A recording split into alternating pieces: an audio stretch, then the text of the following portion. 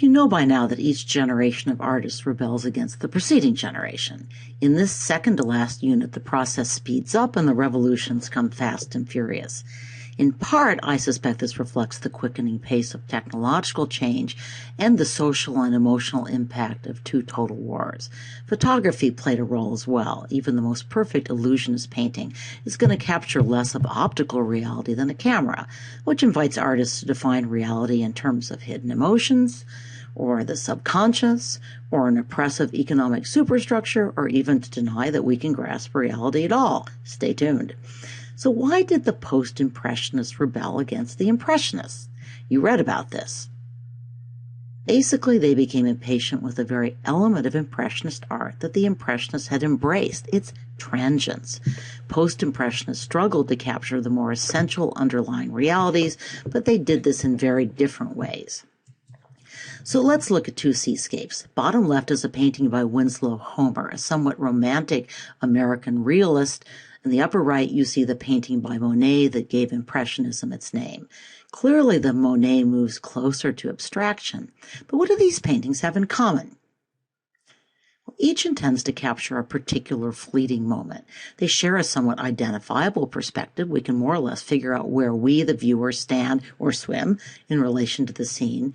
They use color vividly but still realistically. Remember that the Impressionists are trying to show how our eyes actually capture and convey color to our minds. And here we have two depictions of a sower.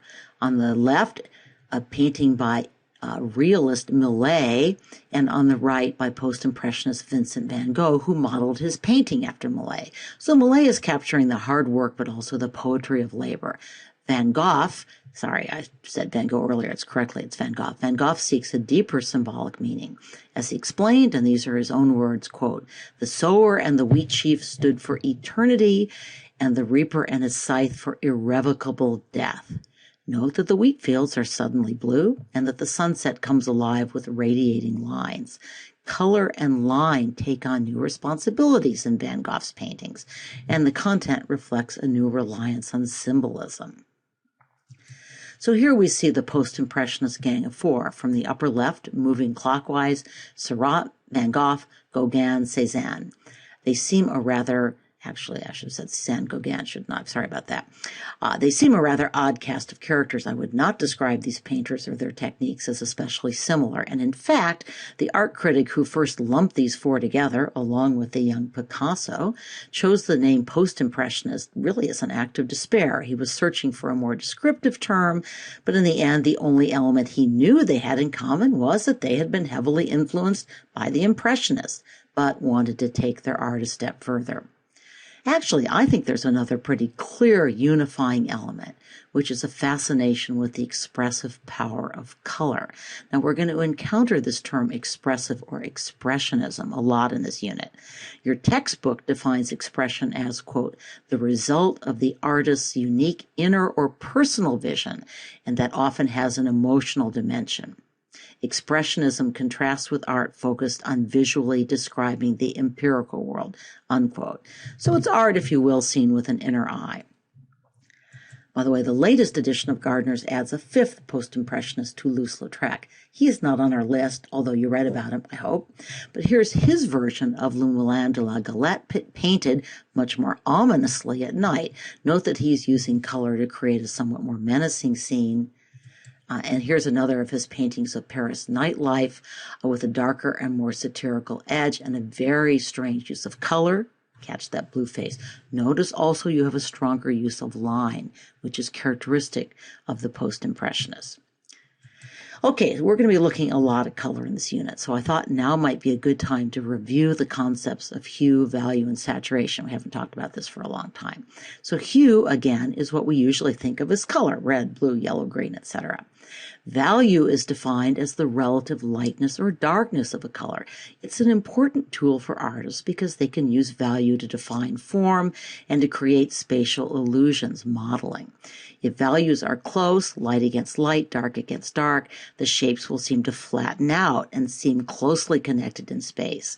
None will stand out from the others. If there's a strong contrast, we have not only dramatic lighting, but modeling. Of course, we see that in Baroque art. Your textbook defines saturation as the brightness or dullness of a hue, but a better definition is that saturation refers to the dominance of the hue or the purity of the color. So a very bright red is a pure hue. As the saturation is reduced, the image becomes grayer, and eventually you have what your printer prompt will call grayscale. Other color effects are produced not by manipulating hue, value, and saturation, but by playing with the contrast between colors, our famous word, juxtaposition. So let's look first at the three panels on top. The very same colors are used in each panel, yet depending on the choice of the dominant color, the feeling of the composition and even the appearance of each color is changed. The bottom panel illustrates the principle of simultaneous contrast. So this is a phenomenon where it occurs when a color appears to change when it's seen against a different background. So this phenomenon was first explained in the 19th century by Michel Chevreul. You read about him. He was a dye master for the Gobelin tapestry works, who became an important color theoretician, whose books Seurat and Cezanne in particular studied very carefully. Chevreul discovered the changes in the hue, value, and saturation, and also in the area. In other words, the amount of space that a color occupies of a background color will alter the appearance of the selected color. So the print here shown here on the bottom is made up of wavy bands of color. Some of the bands extend from the center panel and intrude into areas of contrasting hue in the side panels. And these extended bands are in fact the same hue and the same value throughout, but they appear to change from left to right. So we'll see Cezanne in particular plays with these concepts in Mont Sainte-Victoire. But the Post-Impressionists weren't just playing with the expressive powers of color. They were also trying to solve what they saw as two problems with Impressionism. I talked about this a little bit at the beginning. The first perceived problem was that the Impressionist effort to capture a brief, fleeting moment meant that Impressionist paintings lost some of the ability to capture the reality of a three-dimensional world, something that painting's been about for a long time in the Western tradition. To try to see what bothered the Post-Impressionists, let's look back at a painting from Monet's Rouen Cathedral. In capturing the momentary appearance of this building in different light, Monet does sacrifice some of what those Renaissance and Baroque painters worked so hard to capture, which is the illusion of form in space. So I've snipped and blown up a square out of one of Monet's cathedral renditions. See how when you get up close, the shapes essentially disappear into brushstrokes. The Post-Impressionists saw this as a loss, and it was this realization that prompted the quote from Renoir that he realized he no longer knew how to paint or draw. Partly in response, Post-Impressionist painters again reintroduced line as a significant design element. The other problem that some Post-Impressionists had with Impressionist painters was their insignificant, in quotes, content. Now, I love this painting, but Renoir really is not trying to convey a deep message. The Post-Impressionists and even more artists from some of the later art schools we're going to be examining felt that painting should address eternal concepts and sometimes have really a social use or impact. And we've already seen how Van Gogh imbued his sower with a deeper symbolic importance. Okay, what a long-winded intro. Sorry, a lot of these points will be important throughout this unit. So let's turn to a closer look at some works. Georges Seurat and pointillism used to show up all the time on the AP test, but they're off the list. Seurat created his pointillist paintings with tiny dots of color that seem from a distance blend and produce light-filled canvases, like the Impressionists, but with a much stronger line. Don't take my word for it. Let's hear from an even more noted art historian, Bugs Bunny. He's actually going to run in and out of a bunch of our required works for this unit, so I hope you have time to watch this short clip. Well, I've cut out lots of my earlier lecture on Seurat, but I will note that his highly scientific color juxtaposition produced works that to me at least seem a little frozen. No one could accuse our next gang member, Vincent van Gogh, of painting frozen scenes. Wheatfield with Crows may have been his last painting. Just a few weeks later, he would be dead of a probably self-inflicted gunshot wound to the abdomen. So this painting's in your textbook. Now that you know something about post-impressionist concerns, what post-impressionist elements do you see here? Well, like Seurat, Van Gogh uses complementary colors to create an impact. But his colors are bold, jarring, disturbing. And like Seurat, he seeks to restore line, but Van Gogh's lines pulse with movement. Rather than tiny dots, he applies paint in thick swaths with thick raised brushstrokes, impasto, remember?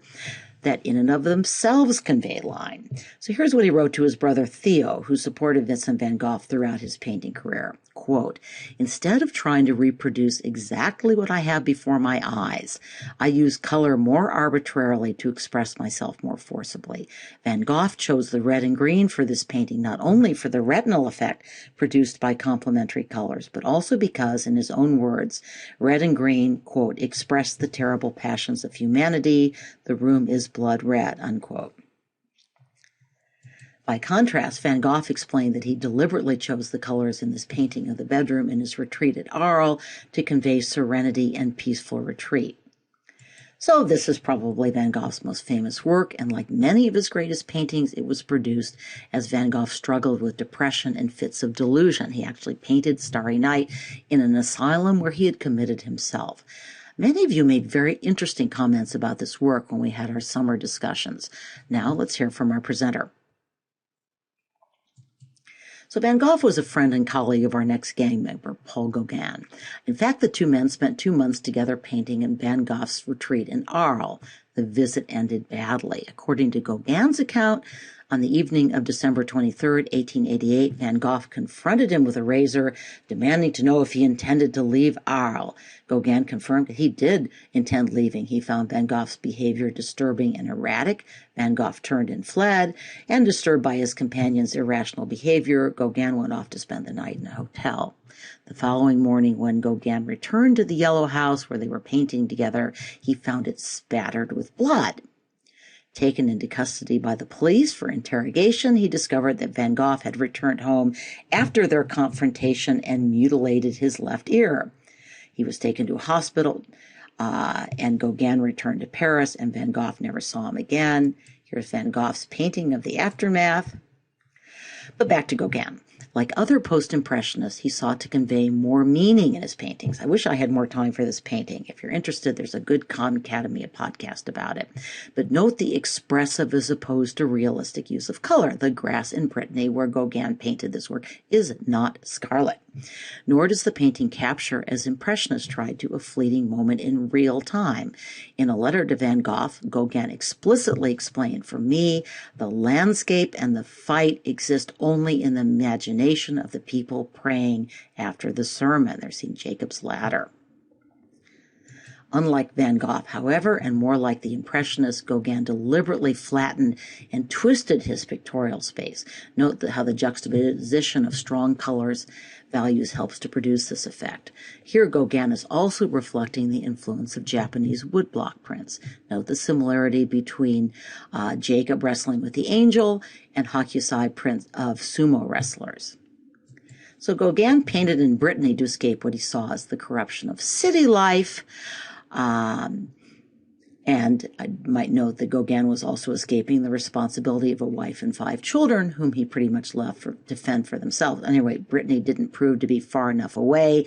In 1891, he persuaded the French government to sponsor a trip to Tahiti, where he would record the people and their customs. There, he developed a taste for underage girls, contributed to the local syphilis infestation, and painted what he himself described as primitive scenes. Riddled with disease and nearing death, Gauguin painted this grim vision of the cycle of life and death. And now let's hear from another presenter. Okay, there's a danger I'm repeating what you've already discussed, but I want to make sure you noticed his heavy use of symbolism with the various figures representing the stages of life. So the baby at the far right signifies newborn life. The figure of questionable sex, whose back is turned to the viewer, is interpreted by some art historians to symbolize the beginning of an individual's realization of gender. The apple-picking male and the girl to his left, who sits eating an apple, reenact the fable of Adam and Eve, the quest for knowledge, and of course the discovery of sex. The old lady at the far left of the frame sits on the verge of death, unclothed, as a parallel perhaps to the baby on the painting's far right.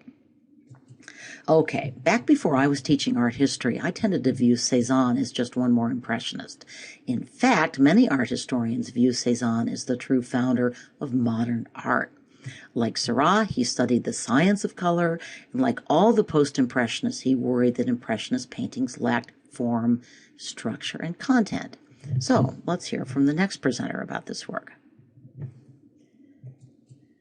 Okay, just one comment. This painting is an extended experiment in color juxtaposition. The small patches of juxtaposed colors with the cool colors receding and the warm colors advancing toward us help give a sense of spatial depth. This was quite deliberate. And in fact, I need to talk a little bit about Cezanne's use of perspective because it's so important. What really makes Cezanne the founder of modern and even abstract art is the way he plays with the viewer's perspective. Since the Renaissance, artists had struggled to create an illusion of space on a two-dimensional canvas.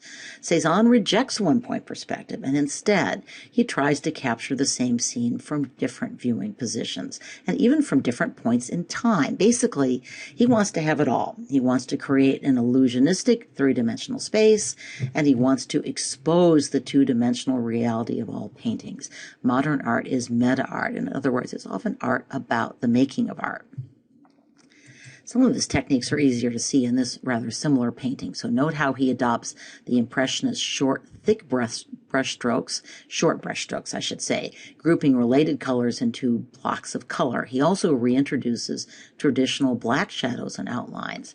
But, and this is why I stopped myself, Cezanne's brushstrokes actually evolved. Initially, he used the thick impasto-style brushstrokes like Monet's, but under the influence of Pissarro, he moved toward much lighter applications of paint. And that's what he uses in Mount St. Victoire. And by the way, I only discovered that, hint, hint, when I was prepping for your test. So understand that loose brushstrokes are not always the same as heavy brushstrokes. I don't think I understood that when I made this podcast last year. Again, this snip gives you a sense of how Cezanne used blocks of color and a stronger line. Basically, he's trying to get us to look at a picture two-dimensionally up close and three-dimensionally when we back up and regain a sense of depth and space. So back to Mont Saint Victoire. Note that Cezanne uses atmospheric perspective to help create depth. It's bluer and paler in the back, lower values. Yet the patches of color do not get smaller as they move further back. So again, the landscape provides both an illusion of three-dimensional space and a two-dimensional use of color. On to a couple of very strange end-of-century paintings.